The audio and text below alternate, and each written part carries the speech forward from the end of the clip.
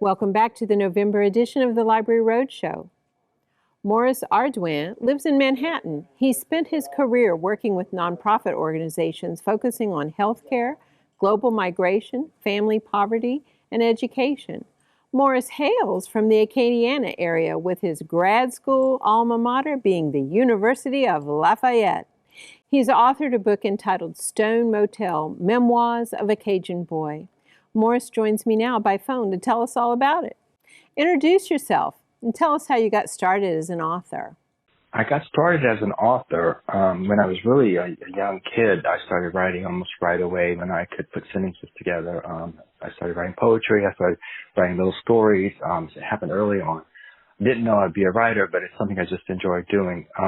When I got into junior high school, I started keeping journals. Nothing formal, not a diary, but notebooks, and where I just wrote things down, and I had many of them over the course of growing up. So I kind of got used to that habit. When I entered universities, I started off actually majoring in architecture, but I quickly switched to journalism. And I felt that it was a better fit for me ultimately, and it was. So that's how I became a writer. Ultimately, the stories that came out of me formed into a variety of things, and I've used journalism my entire career as a practitioner in communications and nonprofits. What is this book really about? Starts off in the early 1970s. My siblings and I helped run our family's little roadside motel in the hot, buggy bayou town of Eunice in Cajun, Louisiana. So when we were not doing our chores around the motel, which was like mowing grass, acres and acres of it, when we weren't doing all that, we played a lot of cards on mostly canasta. It's a game that can involve hours and hours, maybe even days of play. We would leave all the cards out on the table and keep playing in between our chores, and that gave us a platform kind of to talk and to commiserate about what was going on around us. It also provided us with a refuge from the sun, and more important, our dad, who was very violent and in trouble. He had PTSD way before it was even coined as a term. He had served in World War II.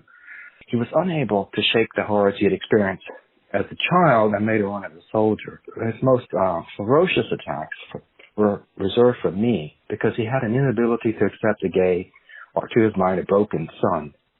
So it became my mission to keep it clear from him. It became his mission to fix me, and mine to resist his attempts to fix me. And in that process, I was helped along immeasurably by the love and encouragement of my wonderful grandmother, Hortense, or we call her Mama in Cajun French, who provides the book with much of its warmth and wisdom and humor. What inspired you to write your memoir? I wanted people to know what it was like to smell and taste my grandmother, the offerings from my grandmother's kitchen and her house. It was a wonderful refuge for me. I was a young kid. It was one of the first places I felt completely safe. And I wanted people who came after me, my family, to know what that was like, because my grandparents are long gone by the time I wrote this book, so were my parents. And that was really the impetus for writing it down. And I started writing it it's a memoir, but I started writing it in short story form. And they were all linked, these short stories. And I realized I should try to really do it in an intentional way, and it became this book. So some of the chapters read like short stories, but they all connect. What do you hope readers will take away from the book? I actually really hope that the book gives people a sense of a long ago, because the 1970s were already 40 years ago, a time and place, a culture that has really changed. The Cajun culture has really changed over those 40 years. And I wanted to share with, like I said earlier, people who came after me, my family, what it was like, what my grandparents were like, what their home was like. And it was an oasis for me.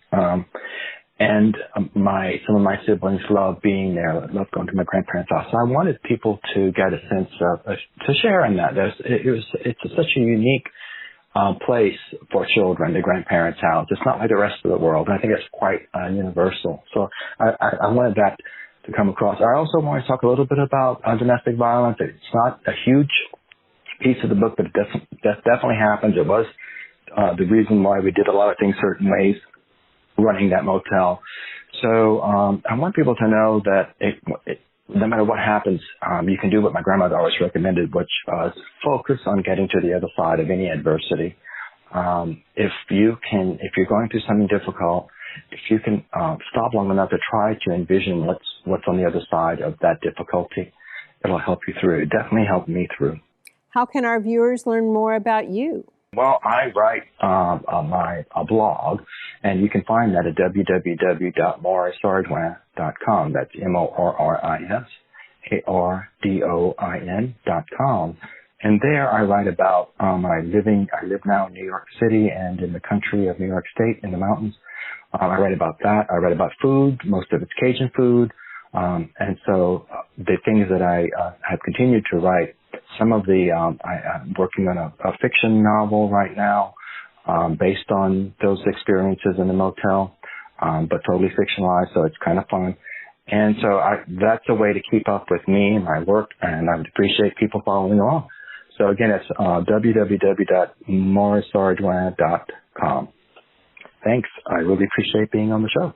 Thanks, Morris. You can pick up a copy of Morris's book, Stone Motel, Memoirs of a Cajun Boy, at a library branch near you.